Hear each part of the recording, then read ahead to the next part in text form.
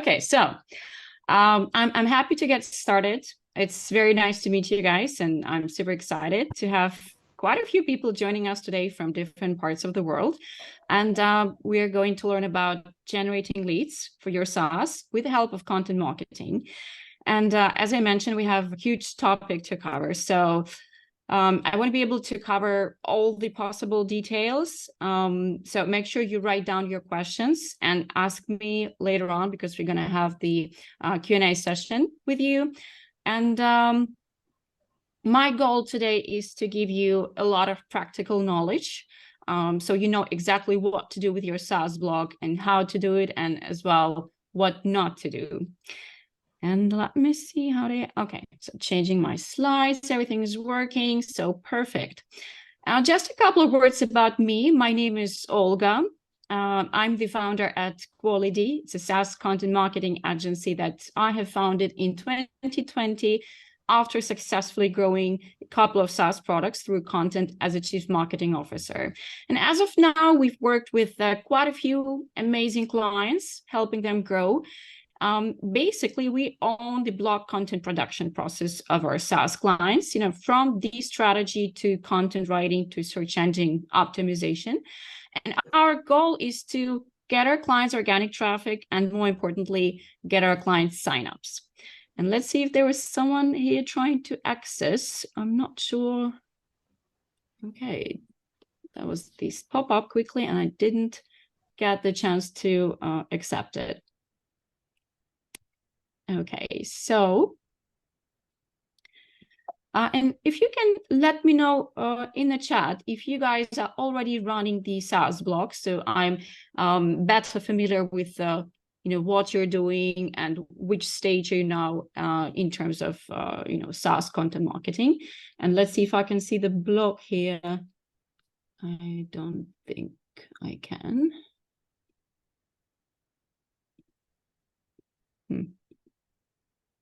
No. Okay.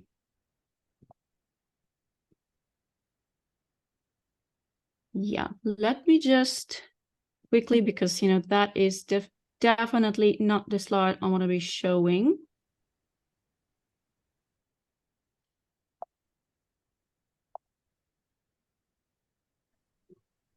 Just give me a minute.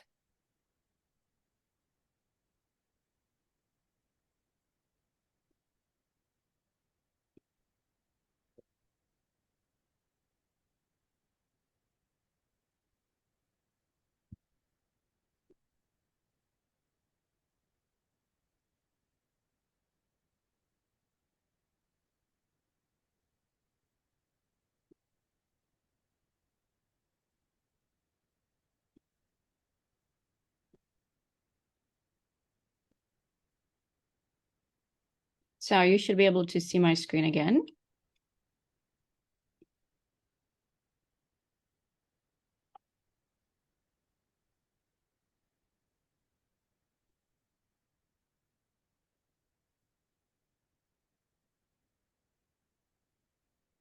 Okay, so yeah, I just realized that the chat is not unfortunately visible, so it's not going to have a chance to communicate with you guys. So we will communicate at the end of the event at the Q&A. So yes, let me continue where I left off. I just wanted to mention that along the way, we've contributed to a number of blogs, such as, Entrepreneur and HubSpot and Zapier. Maybe I even reached out to you the other day asking for a quote for one of those platforms. And I just want to show you our amazing management team here. And I know that's a lot of ladies. We are a remote team getting together every year for a team reunion in a different city. So you can see some of the pictures are from those reunions here.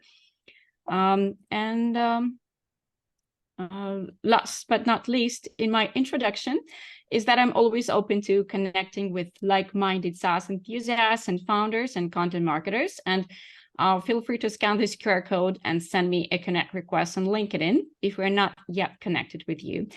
And of course, if you ever have any questions regarding SaaS content marketing, feel free to reach out. and I will make sure to reply. And now I hope we can get to work.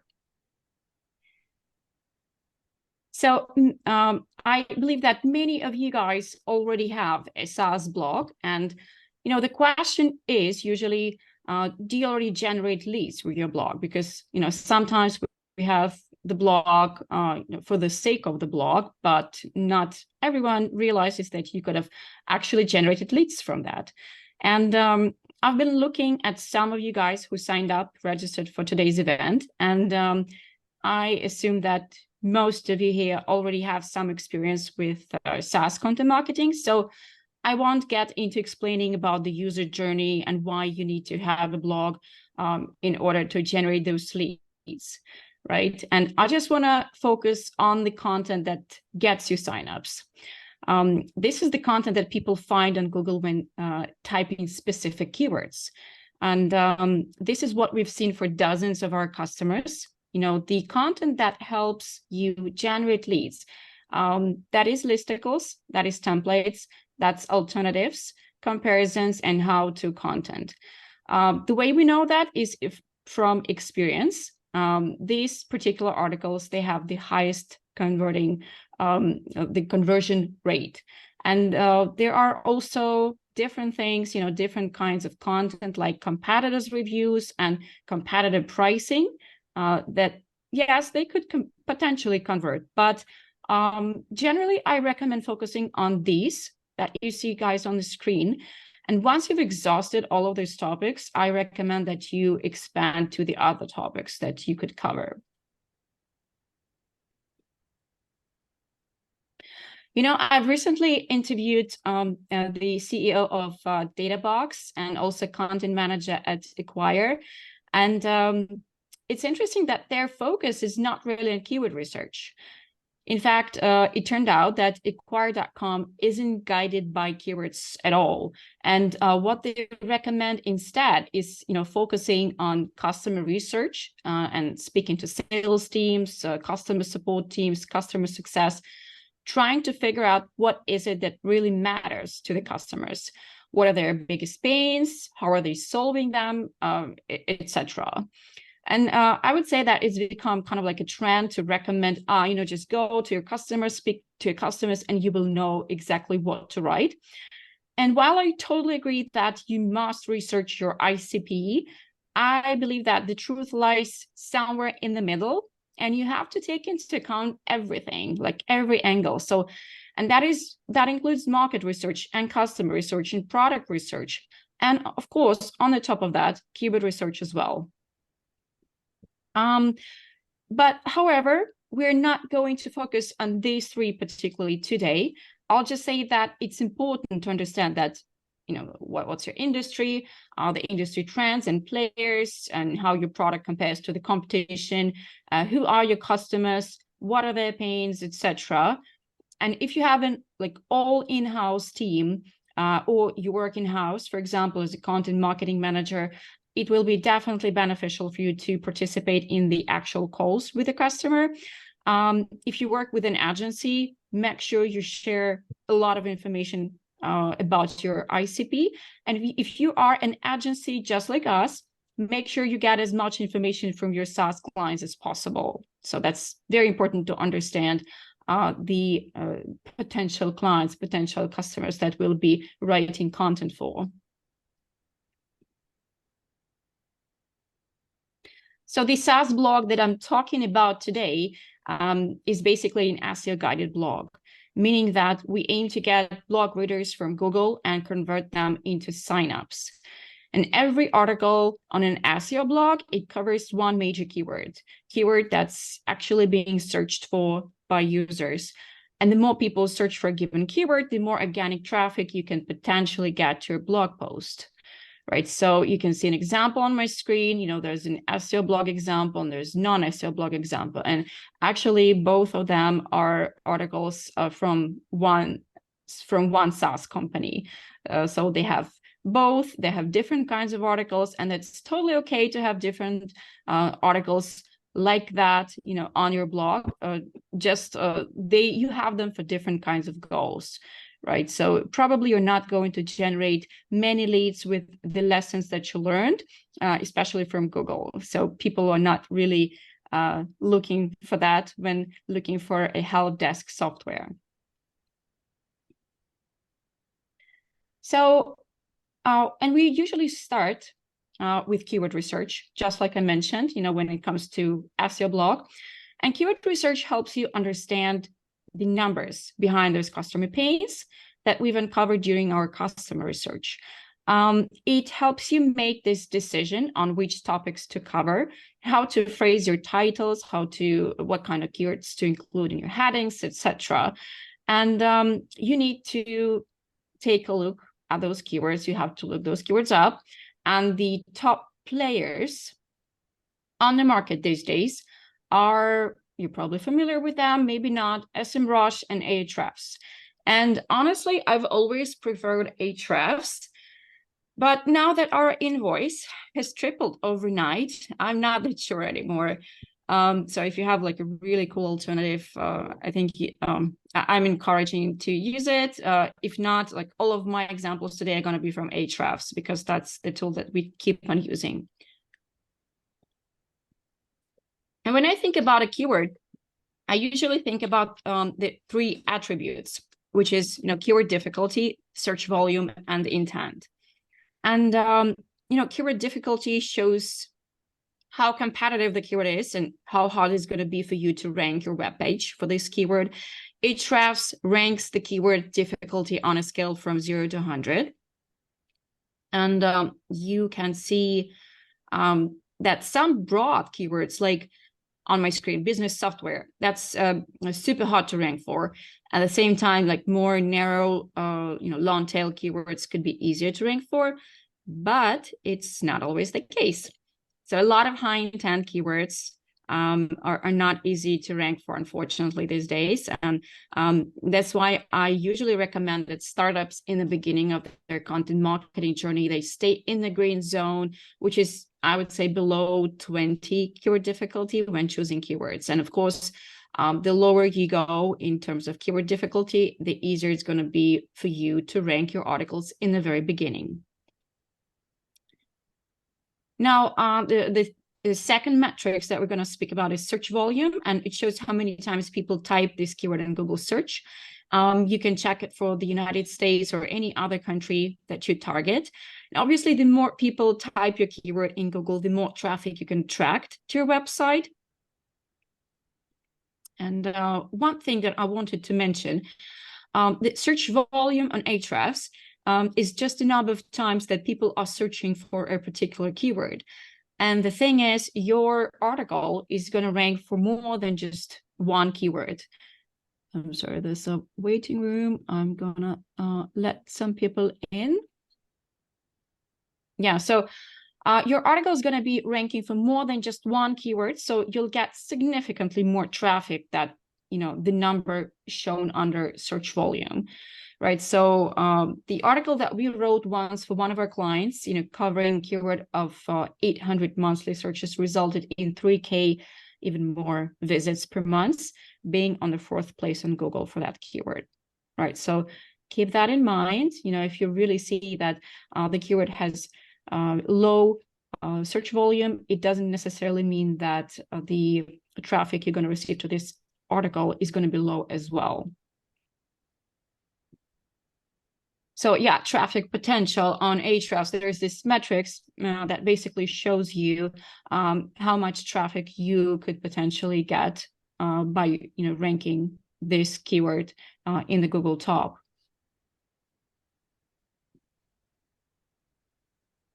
So last but not least is intent, and this is super important. I would say that intent shows how likely the person is typing this keyword in Google to become your customer. And unfortunately, it's not really something you can measure or even find on Ahrefs. This is something that you decide based on your common sense. And I usually divide intent into low, medium, and high. And let's say you launch a team chat, kind of like Slack, and I know some of you guys here, Alan, I think that's what you're doing right now. working on a team chat similar to Slack, and you're looking for relevant keywords, and it seems like all of the following keywords are relevant to the topic, but if you look closer, they all have different level of purchase intent, right? So as you can see that the team communication memes is definitely low. Okay, AI companion, thank you. And then, how to improve team communication at the workplace, I'd say it's kind of like in the middle. And then team communication tools, this is quite high because that's literally people looking for your tool, right? If you're building one. Not every keyword is the same. Not all keywords are created equal. Look for purchase intent, every single keyword when choosing them for your blog to cover in your articles. Now we're getting back to this, to the previous slide. And now you know why these articles are actually lead gen articles. It's because of the intent, the purchase intent behind these examples, which is obvious. So people are actively looking for the tools, or they're looking to solve the problems that a tool can easily solve. And one more thing that I wanted to discuss today with you, it's lead gen versus non-lead gen articles. So here's the truth. Most of your blog articles won't get you leads. And I'm going to repeat that again so you don't miss it. Most of your blog articles will not get you leads. So please stop scolding your content marketing managers and demand that every article does. It is not going to happen, and it's okay. And a lot of our clients ask, wait, so, I can just focus on this 10, 20, whatever % of high intent lead gen content and save big time on the rest of the articles. Yes? Well, no, and I wish it was that simple. Unfortunately, writing only lead gen articles will not work because you need to build your website topical authority. And you do this by covering a number of relevant topics on your blog with expert content. You can still use your non-lead gen articles to convert, you can still use your non-lead gen articles to convert users, into maybe webinar participants or ebook readers or newsletter subscribers. So you can still convert them, you can still nurture them, and maybe lead them to become your customers at the end. But probably you're not going to be making them sign up on the spot like you could potentially do with your lead gen content. Once you cover all of the lead gen topics, don't expect it to be once and a done deal.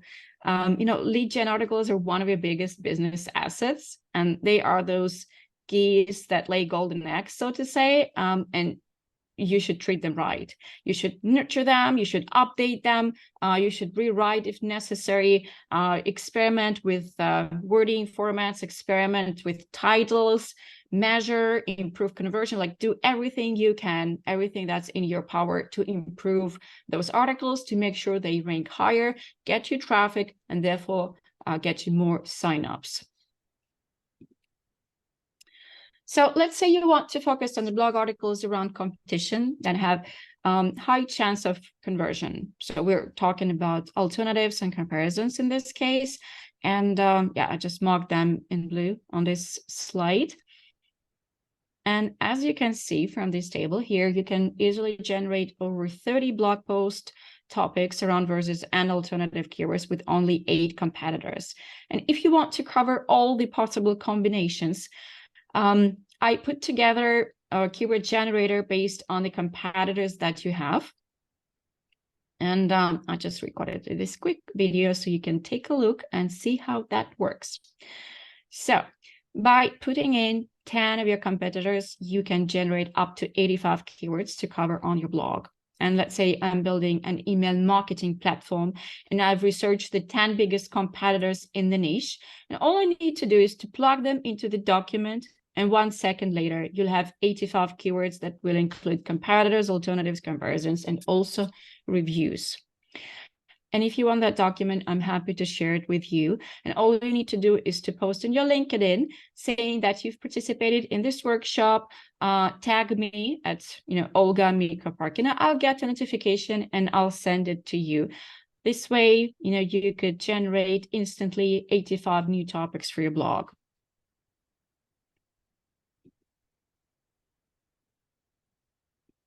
And how do I? Yeah. So in order for you to understand which keywords are high intent and which are not, you need to have a bigger pool of keywords in front of you. And here's how to get it. So first of all, I'd recommend brainstorming what your customers could be typing on Google to solve an issue that they have. So if my SaaS is LinkedIn automation tool, then I want to cover the topics of LinkedIn outreach, LinkedIn messaging, LinkedIn profile, LinkedIn marketing, many other keywords on LinkedIn. Basically, if my SaaS is around LinkedIn marketing, I have to become the CNN on all things LinkedIn marketing, right? So that's the way for you to build that topical authority and kind of like let Google know that you are an expert in this industry. This is the way for you to rank better on Google. And there's also competitors research, and you can tap into your competitors' blogs, check what the keywords they've already covered, which blog articles are already bringing traffic. And you can also check that with Ahrefs or other SEO tools. You can feel free to borrow your competitors' ideas. If they work for them, they're probably going to work for you.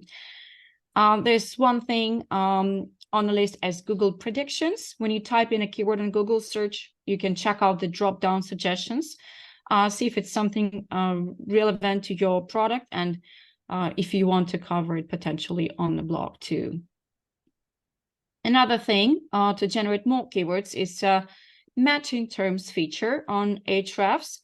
And also, if your blog is already established, you can use Ahrefs content gap analysis. So you fill in your top competitor domains and see what Ahrefs suggests. So basically, it'll show you keywords that your competitors are ranking for and you don't. And our favorite, AI, right? We can't miss AI today. We tend to start our keyword research here, actually. So, asking AI about keyword ideas can sometimes reveal keywords you would have never thought about. So definitely something that I recommend to ask, ChatGPT, Bard, or like whatever tool you're using these days, because you could get some very useful suggestions. This is actually the stage of the content production where ChatGPT could be very useful. So now you have this big list of keywords that you need to put into your SEO tool and check the metrics that we discussed. So once again, keyword difficulty, search volume. And it's important to consider intent here as well. And remember, it's not an actual number. And to understand intent, you'll need, niche experience, customer research, and a little bit of common sense. And again, getting back to our slide, we are aiming at the search volume that is as high as possible, the keyword difficulty that is as low as possible, and intent behind the keywords as high as possible. We need to find this balance of those three and make the decision on what to write based on your experience in the industry, understanding your customers, as well as this data that you get from the keyword tools. And you might ask me, like, how do you calculate intent? And I must say that it's a very subjective thing. So I usually divide it into 3 levels, with 1 meaning low, 2 medium, and 3 high. And again, I can't stress this enough that intent is very important for your decision-making process. So when you have a list of keywords you definitely want to cover, you prioritize them based on the best balance of keyword metrics, keeping the potential conversion in mind. So here's an example.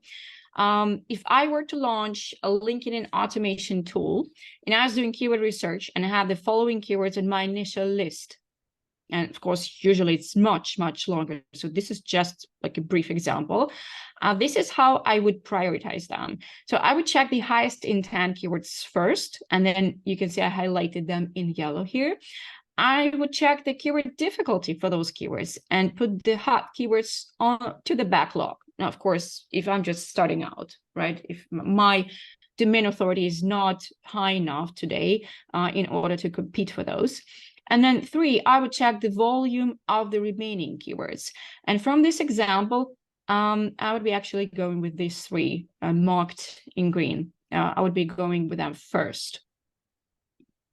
So to summarize our keyword research process, we could generate keywords, keyword ideas.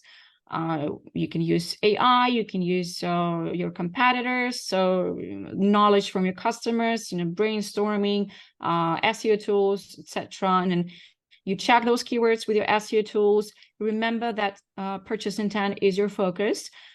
Look for highest intent, highest volume, lowest keyword difficulty, and also prioritize those keywords based on the best balance of these metrics. And now, when you know already all of your keywords that you got to cover, we need to organize your blog into a pillar cluster structure. You probably heard about that. Maybe we'll get a little deeper today.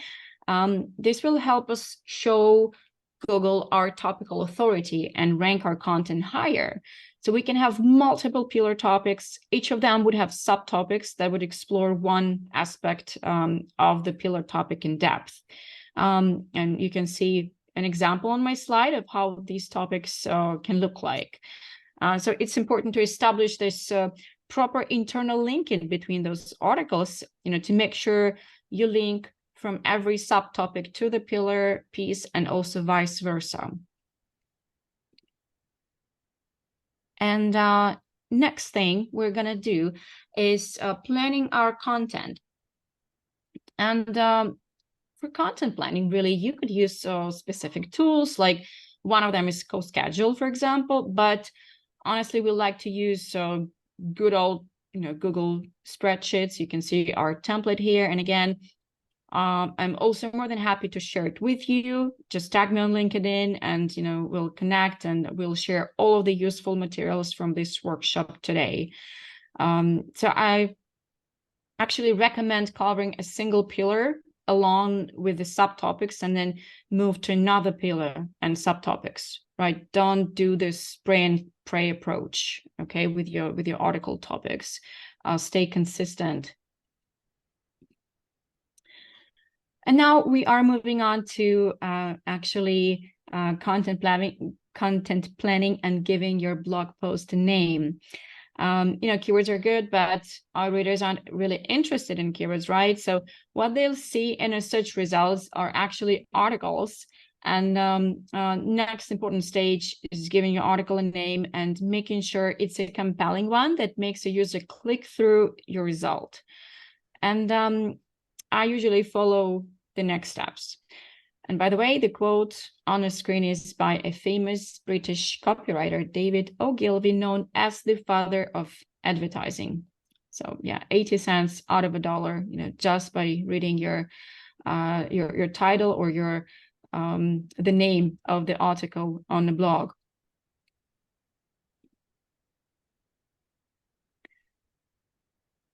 Okay, so first thing that I recommend you start with is checking the search results, for the keywords. And if you see that search results look very much the same, like here, like 9, 7, 10, 22 best top MailChimp alternatives, maybe try and think of something different. I would say that sometimes Google likes to display different titles, right? Like otherwise we would, have exactly the same titles all over the place. Google still needs some variety in the search results. And, one of the options that you could go with, and, we've tried that, back in the days, back when I was with Chanty, team communication tool. And it sounded like, we tried X, Slack alternatives, here's our feedback. So you can try the same for your tool and see if it's going to improve your click-through rates. because click-through rate is actually a ranking factor. So experiment with your titles, see how you can tweak it, and see how you can increase your click-through rates. Now, one of the technical aspects is keeping it under 60 characters. Google doesn't really specify the required lengths of the title, but this is the number of characters most browsers display on desktop or mobile these days. You don't want people see your title cut in half and not making much sense, right? So you can use tools like capitalize my title, and you'll be able to see how your title will look on Google. Also, interesting fact that people tend to click through the results that contain the keyword they typed. And the faster they notice this keyword in your title, the more chance of a click-through you have, right? So put your keyword first if it's possible. Now, this is an interesting one. I actually recommend using time words, especially if you see that no one else does it in the search results, like out of your competition. So you can add, 2023 review or like updated December 2023 to show that information in your article is new and fresh. And this also helps boost the click-through rate. These guys from this screenshot are updating their title and content every single month, which helps them stay on the top, like I'm closely watching them.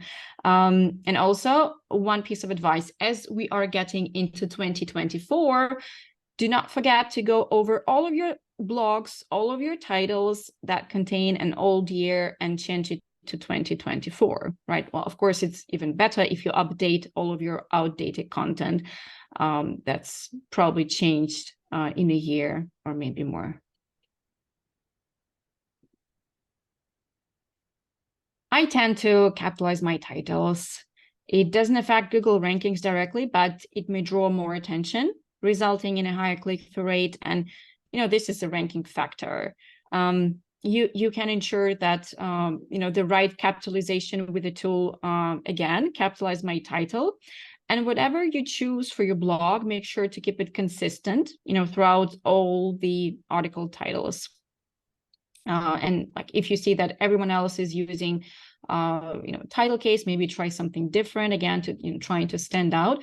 But again, most importantly, keep it consistent. If you capitalize the whole blog. If you don't capitalize, never capitalize in your blog.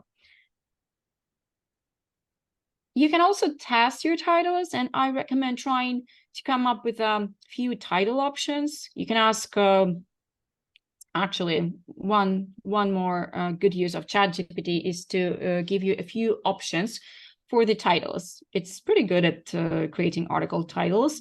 And maybe when you have several options, see which one you or your team would have clicked through. Or you can also check it with a tool called CoSchedule. They have this headline analyzer. I think it's free. It gives you a score for your titles, gives you suggestions like, use of power words, emotional words. And actually, like if you're really crazy about your titles, you can even go as deep as A/B testing them. There's a tool like Optimizely that integrate with WordPress and Google Analytics. So you can actually check which variant generated more clicks, right? So if you have a lot of time, definitely you can do that. And then let's move on to the summary here. So here's what you should keep in mind for content planning and giving your articles names. So pillar cluster structure is going to help you organize your content and build topical authority. We need to build content plan and schedule, to keep your content production organized. Article titles, try to stand out from the crowd and see what works for you. And also maybe check your competitors in the search results. Keep it under 60 characters. You can check with capitalize my title. Put the keyword first if possible for a better click-through rate. Add some time words, maybe year, months, again, for better click-through rates. And again, capital versus sentence case, keep it consistent throughout your blog, or check how that looks with capitalize my title. So you can test your titles, come up with a few title options, check with your colleagues, and ultimately have best possible title for your article. And now we're moving on to the content brief. And now that you have perfect keyword, perfect title, it's time to write the perfect article. And if you're going to write it in-house by someone who's already an expert in your business, you can probably skip straight to the content writing. But if you are outsourcing it to a freelance writer or an agency, you want to put together a very detailed brief so that the final article meets your expectations. So there's an example of our typical brief that we write for our writers. And let me know if you'd like me to share it with you as well after the event. Again, you'll need to tag me on your LinkedIn post, and I'll share that with you. So sometimes our content briefs are longer than the actual articles, ironically. So basically, we are informing about the company, the product, and the more details, of course, you provide here, the more informed your writer is going to be. There's going to be the topic, the main keyword. You're going to be covering that. And obviously, you need to share like what you're writing about, what kind of keyword you're covering. And also there's this length of the article that I'm covering. There's a Surfer SEO link that we're gonna be going over a little later. We are also specifying the goal of the article, the call to action, the target audience. There's a lot of stuff really in the content brief. There's an actual outline, the structure of the article, and before you write the outline, I recommend check out the search results, of course. Okay, let's see. Yeah, you can see the FAQ at the very end, and this is the section that I really want to stop on my next slide. So this questions in Google that look like this, and if you want your answers to appear under those questions, you have to optimize your content for the search results. And in every brief we send, we specify those FAQ sections. Usually we put them at the end of the blog. And to find those questions, we usually tap into Google search, for our keyword, and check out the people also ask section. And then we add relevant questions to our content brief for the writer to cover. Right. So this way you have high chance to actually get featured on those people also ask answers. And just a quick summary regarding content brief. There's a lot of things that you need to cover if you are outsourcing your content, if you're working with an agency or, with a freelancer. We as an agency actually work on the content brief on our side. So it's, sometimes working on content brief, as I mentioned, is more complicated and takes even more time than working on the article itself.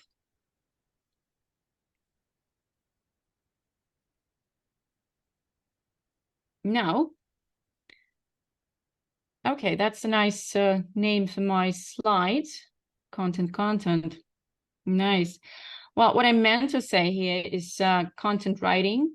I have 72 slides, so, forgive me for, messing this one up. So first of all, the first thing I like to start with when writing an article, you know what it is? No, it's not ChatGPT. No, it's actually checking my competition, right? It's checking the search results, well, particularly the top search results, and trying to understand why are they ranking at the top? What angles are they covering? What's their article structure? How are they answering the search intent? right? So this is all very, very important to understand, because your goal is to write a better article, a more comprehensive article, the one that answers the search intent even better. So that's why it's super important to learn about the top ranking results. And speaking of the top ranking results, there is this tool that we are using, and probably you might be using something very similar, or if not, get familiar with ours. Surfer SEO, the tool we are using for content optimization in terms of SEO. So there's also some alternatives like ClearScope, I think, Market Muse, Outranking, but we use Surfer SEO because it's a good value for money for us. And here's how the document on Surfer SEO looks. So it's the actual article we wrote for a client. By the way, you've actually seen the article brief in that video. That was for that article. So what you do here is you enter the keyword, and Surfer SEO analyzes the search results for it, and it gives you recommendations about article length. It also gives you keyword suggestions to sort of enrich your article to compete with the existing search results. And yeah, another interesting feature is the outline. It gives you suggestions, for the article headings, subheadings. And there's one more thing that we are also using. It's content audit. So whenever we are updating articles, we can go to Surfer SEO content audit and see what kind of things we could potentially improve in that article. So quite useful.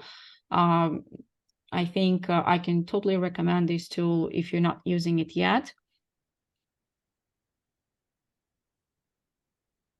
And our writers know that we require an article to be unique. It should be not copied, not rewritten, not written by AI. And I think is a good time and place to speak about AI. My personal opinion is that it's okay to use it for rephrasing stuff, but to actually create content from scratch, it's just not ready for it yet. I can smell an AI article a mile away. Probably you've seen my LinkedIn post when I mentioned that we had this test task and we had 3 copywriters writing exactly the same content as a test task. So yeah, this has been, our testing process was really frustrating since AI came into play.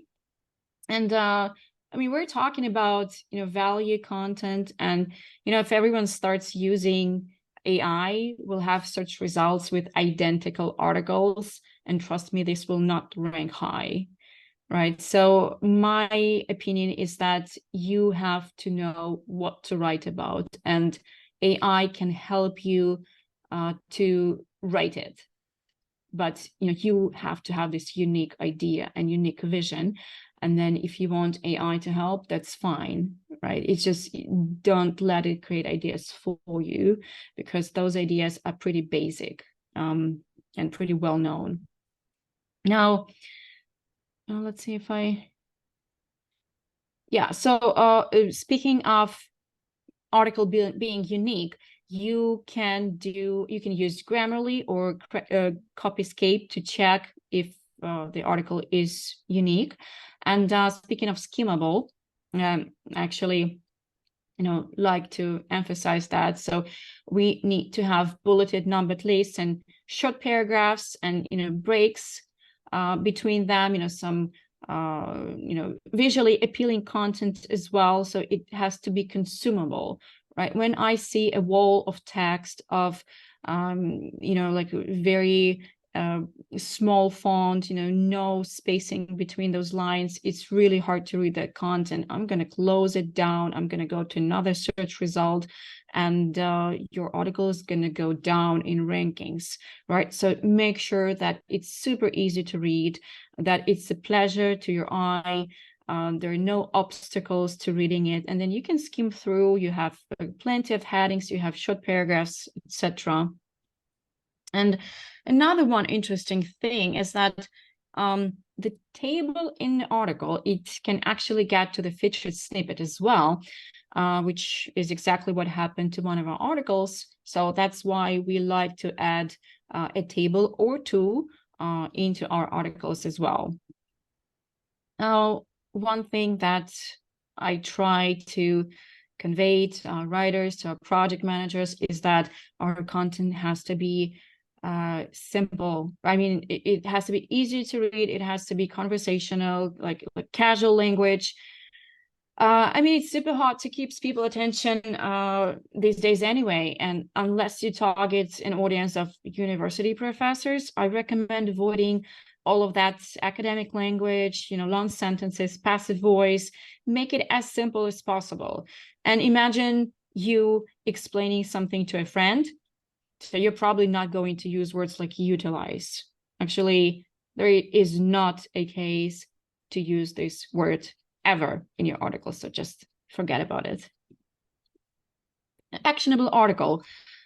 One of the things that I really hate in the content writing is water and fluff, right? I think content, it has to be actionable, it has to be to the point, it has to contain actionable advice. And there's, watery, vague tags that don't add value. They don't really make any sense, as well as marketing slogans, right? And readers are not going to learn anything new, anything useful after reading that. So if you can remove one word, remove it. If you can remove one sentence and, the meaning's not going to change, remove the sentence, remove the paragraph, remove the article if it doesn't make sense, if it doesn't bring anything new, to the table. Focus on value. And of course, there's no lead gen article without a call to action. You got to keep in mind that our goal is to convert readers into buyers and encourage your users to sign up by adding relevant call to action. It could be, sign up, but it could be also a newsletter, ebook, could be a demo, free trial, join a community, anything else. And here's an example of an actual call to action of one of our clients from one of the articles. And to summarize the content writing process, again, there's the software SEO that you could use for optimization, Grammarly or Copyscape to make sure it's unique, make it skimmable. By adding tables, bulleted lists, short paragraphs, headings, etc. Casual language, simple words, no passive voice, no utilize, nothing like that. Should be actionable to the point, should have call to action. And then we're moving on to content editing. You're doing good, guys. Really proud of you. So we still have just a little bit until we're finished, until the Q&A session. Hold on there. I hope that you are that you got your coffee with you and you can still focus. So content editing. Once we have content piece written by a writer, our content strategists they proceed with content editing and proofreading, and we try to make sure that we take care of the variety of aspects. So first of all, it's value. So the article, it should answer the search intent right away. Remember back in the days, there were articles like, what is project management? Why you need project management? Like that is not answering, search intent unless the keyword you're targeting is what is project management, right? Get to the answer right away. It should be actionable, helpful, educational, informative, to the point. Of course, we check the text of the article and the language, the style, the wording, the flow, and the structure. We need to make sure that everything is good there. There are no errors. We check the article in terms of conversion. Does it have the call to action? Does it align well with the product? Does it reflect the value of the product? So the readers, they see this value and they see that it's possible to solve their problem with this particular tool. That's especially important for product-led content. And of course, we check it in terms of SEO, right? So that's keywords, headings, internal linking, bulleted points, numbered lists, etc. So as you can see, our project managers slash content strategists slash content editors and proofreaders are really sort of magicians of content, I would say, you know, jack of all trades. So they're like really knowledgeable on all things content marketing. So now that your article is ready, it's time to put it live. So let me share a few best practices when it comes to the publication process. So for SEO purposes, I recommend putting your blog in a folder, not the subdomain. It helps to set it up the right way, you know, from the very beginning, because you might experience difficulties like later on if you decide to change it. Now the URL slug, I've seen a lot of articles that actually have the entire title in the URL slug, but you know what is usually recommended is to have your major keyword. So you're covering one keyword in the article, your article is around that one particular keyword, so put it in the URL slug. Then requesting indexing. So Google may not index your article right away, and sometimes you'll need to go to Google Search Console and request manual indexing. You can also, you know, request it after you've updated older articles as well. And then internal linking. Internal linking could be actually a game changer. They, you know, let Google know which content on your blog is the most important. And a rule of thumb is actually, I have another slide for that.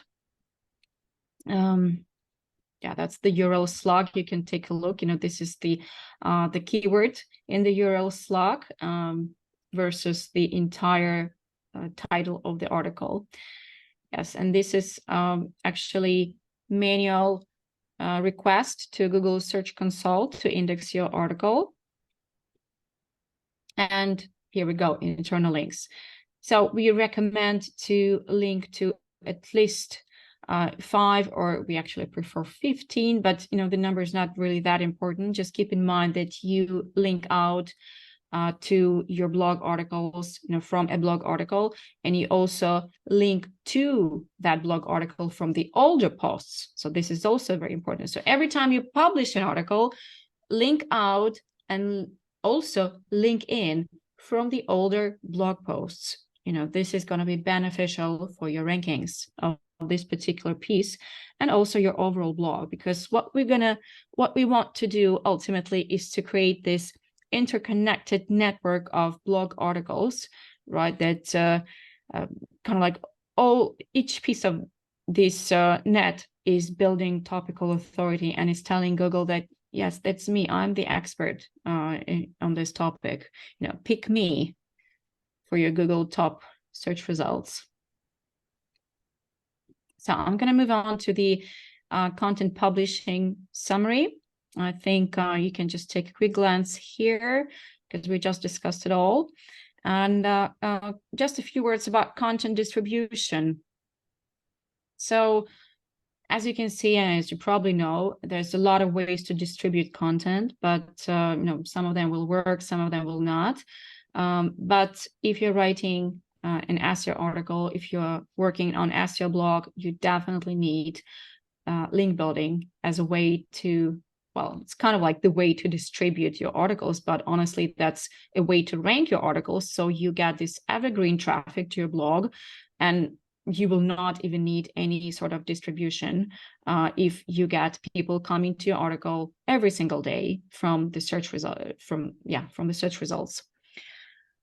And I really want to, okay, this is a nice image that we've created. And now moving on to the value piece. Quality is always more important than quantity when it comes to link building. Because a lot of clients are like, yeah, but you know, we can build 50 backlinks, you know, for that same budget, and you can like only give us what, like, you know, 10. But the question is not about the quantity. The question is like, what is the result going to be, right? So, you know, we've had Some of the results, 8 backlinks, they actually move the needle from number 9 to number 1. We got these results and many other results for our clients, where you can see the difference in a couple of months with, just a few backlinks. And you can see how search results, they go to, number 1, number 2. And those cheap backlinks, unfortunately, they are not the answer. So forget about the 20 USD per link options.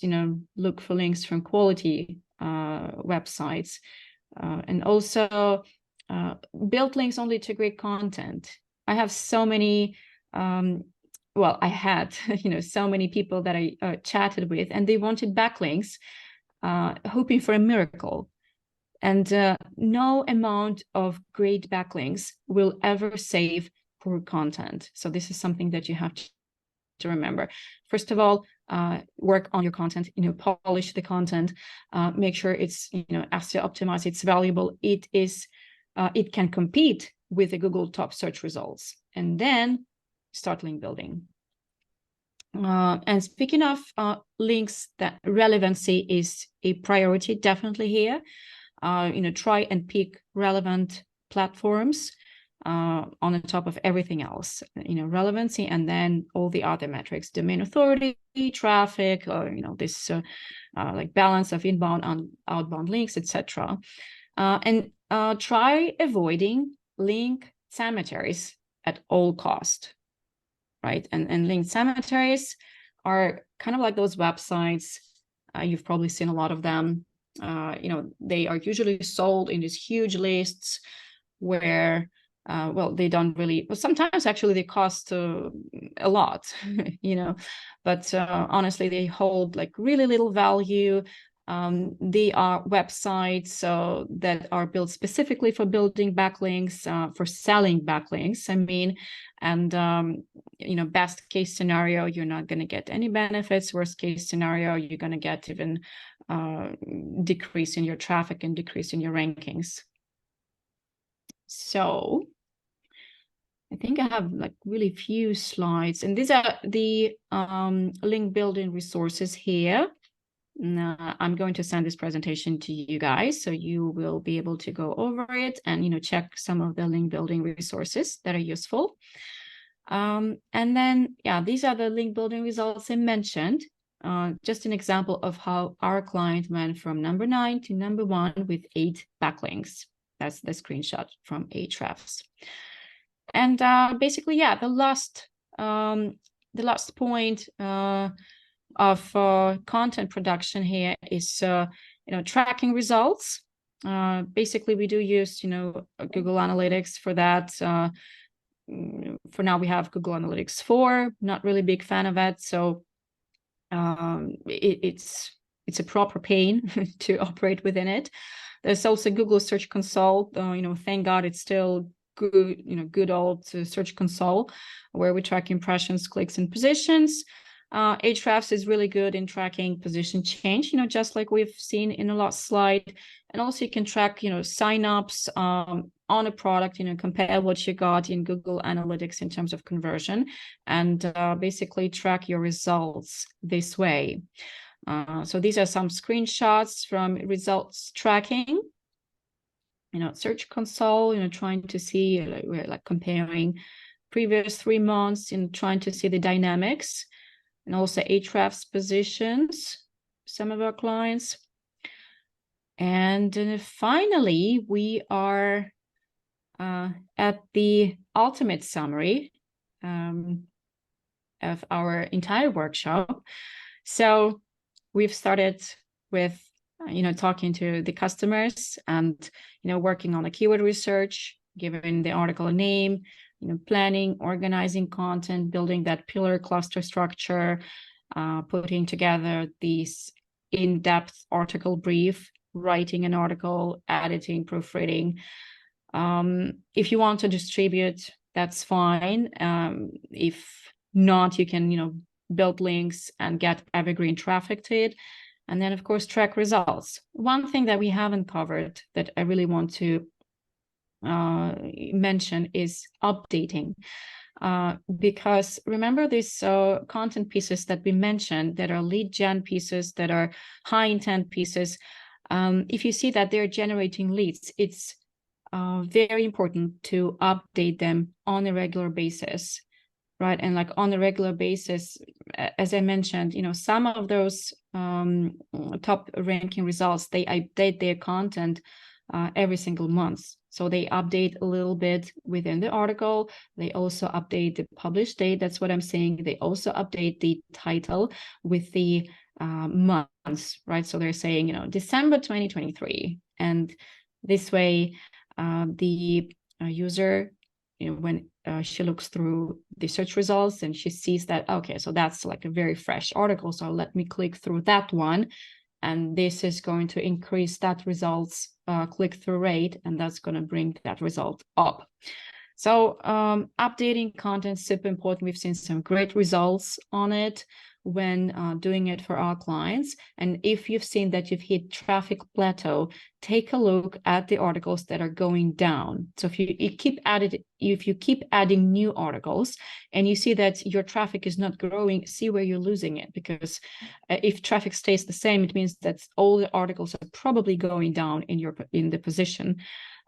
Take a look at those, update them, and see them growing. Some of the SEO blog examples here that you can take a look when you have time. Some of the tools. Also, I've listed some of the tools that you might need. So hopefully, you could still use this presentation when you get it in our follow-up email. And one other thing, I just want to use the occasion to invite you to our next event that I'm going to be doing with Ilya Azovtsev. It's a growth hacker at Expondi. And it's going to happen next month, January 25th. And we are going to talk about inbound and outbound lead gen, right? So, which one is the best fit for your SaaS company? And what is the situation where you should use inbound, outbound, or maybe even both. So you are all invited, just stay in our group, stay at our event group, and you'll get a notification if you'd like to join. So now thank you for your attention. Sorry for going a little bit, like a few minutes extra, and I am going to stop sharing my screen here and hopefully going to the chat.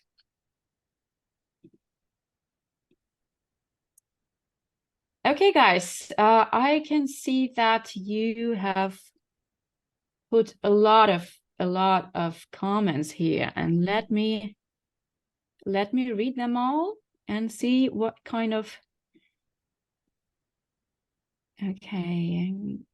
questions.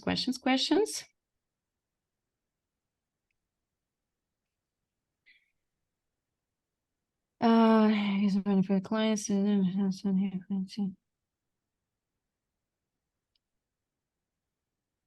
can launch Google. Oh, that's a lot of questions you guys have. Okay, yeah, I guess let's get started with the questions. So yeah, domain authority and topical authority, interesting question. So no, they are not the same thing. And definitely domain authority is basically something that SEO tools created. There's been, good old days, there was Moz and domain authority. Now there's Ahrefs dominating the market. That's why we have domain rating. And topical authority is something different. This is something that I would say important for Google. And there is no measurement for that. Like that's actually a term coined by Google, but there is no way to measure it. I would say that it's measured by, again, the amount of content, valuable content that you create, and also how well it's linked, from different third-party resources. The more platforms link to you, the better, the higher authority in terms of topical authority you have, right? But yes, it's very important to build this topical authority. And yeah, that was the question about measuring topical authority. No, there is not. The topical authority flow to websites through authors. Yeah, well, there's a topical authority of the website, and what you're talking about is the author, kind of like author rank. There used to be author rank, yes, indeed, and that was from Google Plus. If you remember back in the days, there was this social media platform, but then Google discontinued it. What we've seen from our experience is that author matters as well.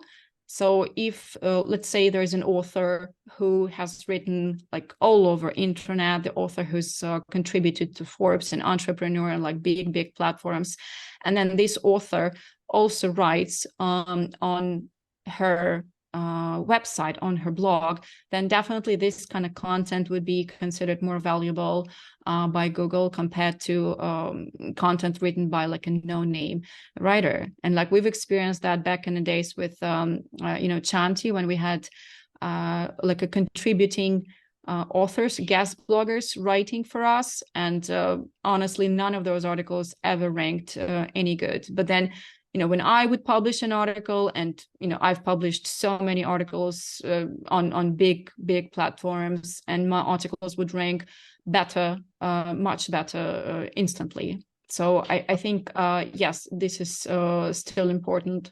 So it still makes sense to publish your content on behalf of the C-level, someone who's got an established author profile all over internet. Let's see. I'm going to how many links should I buy? Yeah, I don't really like the concept of buying links, as I said, but for a new article, how many links you should build for a new article? Well, let's say you published a new article, and first of all, you need to see how your article ranks. Right, so you need to understand, like, does it rank number 5 or number 95? Maybe if it ranks number 95, there is no sense in purchasing links at all, right? And also there's different competition between those keywords. There's super competitive keywords that maybe you don't have even a chance. You don't stand a chance to rank for that keyword. Right, so it really depends on the keyword difficulty, and take a look at your top ranking results, how many backlinks they have, and if they have like 10, 20 links, that probably the number that you will need to build in order to match those same positions.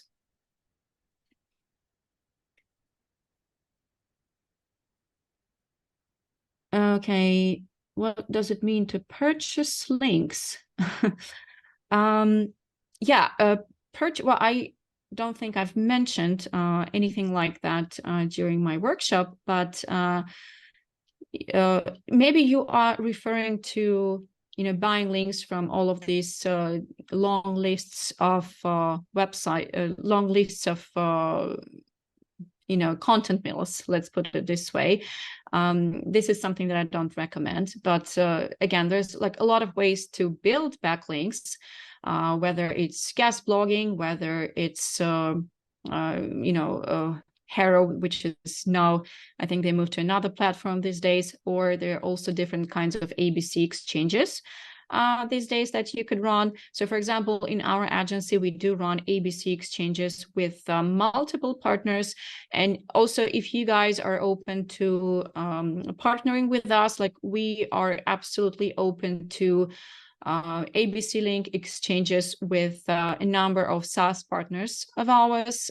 If you're interested, I could make an introduction to our head of link building, and we could discuss that further. So it's sort of like a win-win collaboration, between SaaS companies. So let's see what kind of questions we still have. Okay, decided. Okay, I think we have answered what Google. This is a long one. And there goes writing your client again.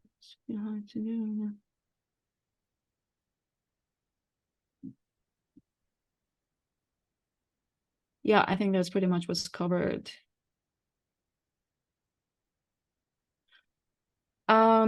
How does topical authority tie into our services and practices?